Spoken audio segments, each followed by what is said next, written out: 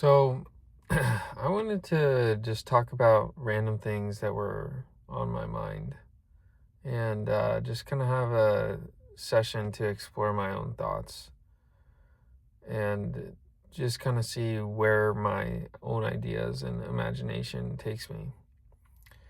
Now, I just got done watching a video from GoobieAndDoobie, and in the video, he had hiked up to Mount St. Helens, and he had shown this beautiful background of how the mountain itself, and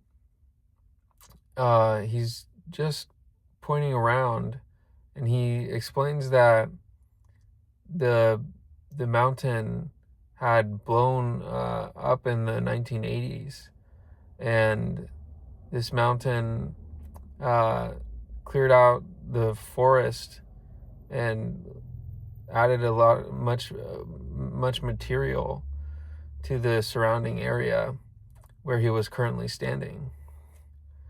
And I thought it was pretty amazing that nature was capable of such uh, the movement of mass material that he demonstrated in the video. And yeah, I also think sometimes the tectonic plates, just how nature is able to uh, move and shift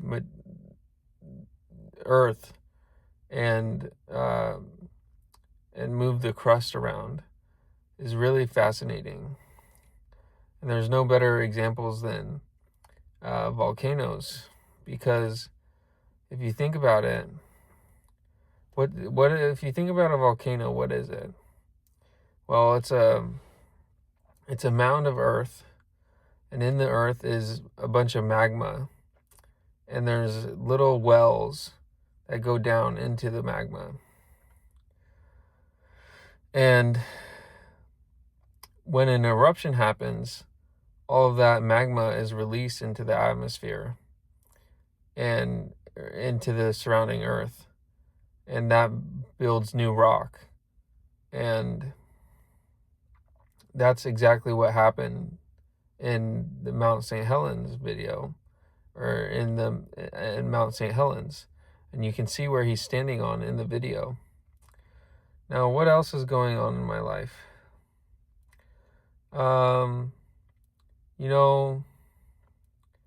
There's been a lot of different things that have happened in my life. Recently, I did go kayaking, and in this kayaking trip, I dunked my phone into water, and it was only about 4 feet of water, but it was enough water to have water damage to my phone. And it's been really a nuisance to try to get the phone to be working. It was working for a while. I turned the phone completely off, and it was doing cycles of turning on and off. But the phone was continuing to work until it wasn't. So I placed it on a charger. It said it was taking a charge, but when I actually checked back on the charging status moments later, the battery life had decreased. And so the battery was slowly draining itself, and I could tell the back of the phone was getting overheated. So whatever water damage happened in those, maybe let's call it 10 seconds my phone was in the water, was severe enough to damage the lifetime of my phone. So my phone was completely dead, and I had to get a new phone. It wasn't what I wanted, but sometimes life throws curveballs at us, and I should have done a better job to not lose grip of my phone getting out of the kayak. One may wonder, why did you even have your phone with you when you were in the kayak? Well, I wanted to take a photo, and it was worth the risk of me taking my phone with me outweighed the potential of me having a photo. And I recognize this is maybe foolish in retrospect, but in the moment it seemed like a clever idea. What else is on my mind? Well, there's a lot of debate these days in the music scene. I know there was a battle between Kendrick Lamar and Drake, but there was an even lesser known battle that was going on. I saw Anthony Fantano had posted a video about it, titled JPEG Mafia versus Earl Sweatshirt. Now, these are two artists I both listen to quite frequently, and I like and respect both artists' music, and I know the words to quite a number of their songs. I've seen Earl Sweatshirt in concert before, which was really awesome. He is a great performer, and he rapped every single line to his own music. And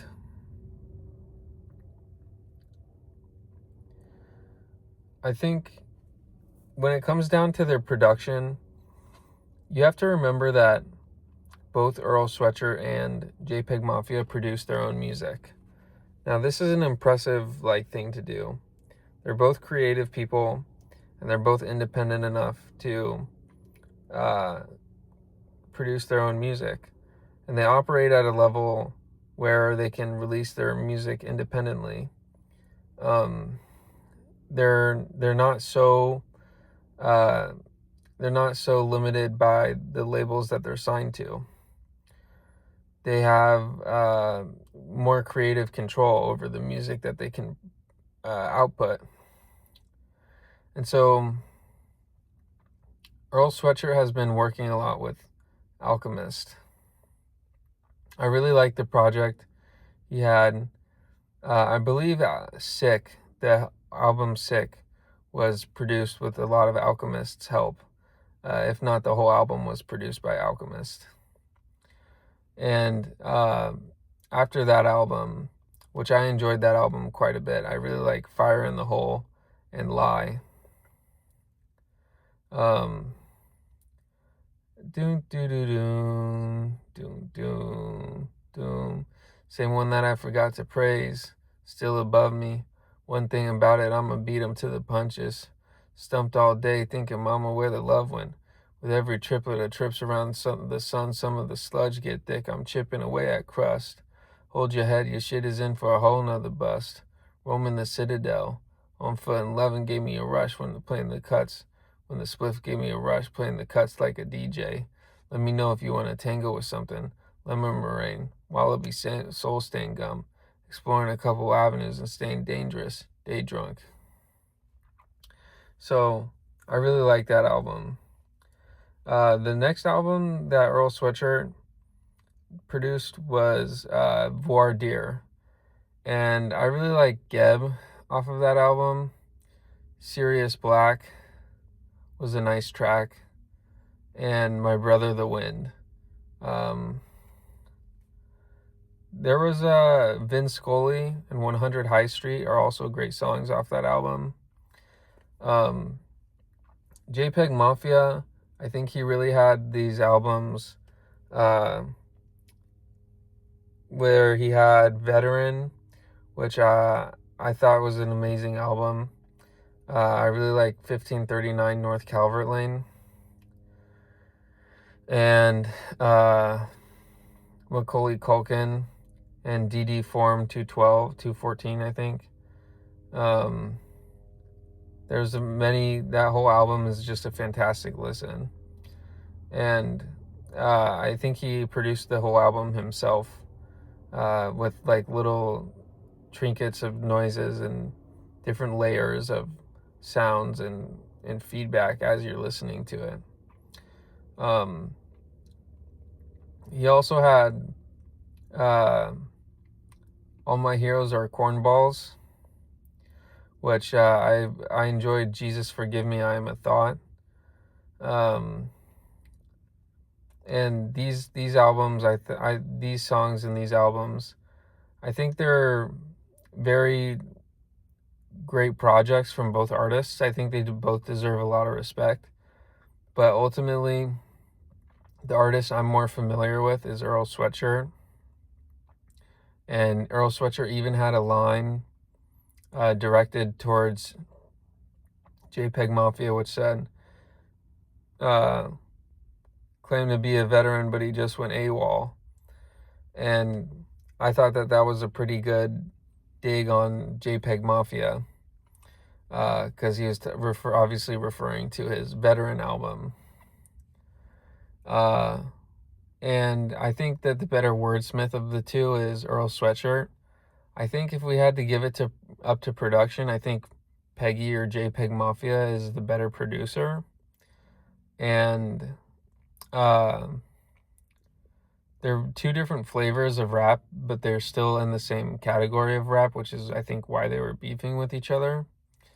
And they have a similar overlapped fan base too. So there's a lot of congruence between the two artists. And ultimately, I do think Earl Sweatshirt is the better artist. I think he has more. He has bodies of work that are profound and insightful, and I think that they are great insights. He's more of a poet too, so it may just be a difference up to whatever your cup of tea is. For some people, I'm sure JPEG Mafia is the better artist because it just scratches that itch in their brain. So yeah, that's all that I had to say for now. So let me know if you had any opinions on any of the things that I've talked about. And thanks for listening.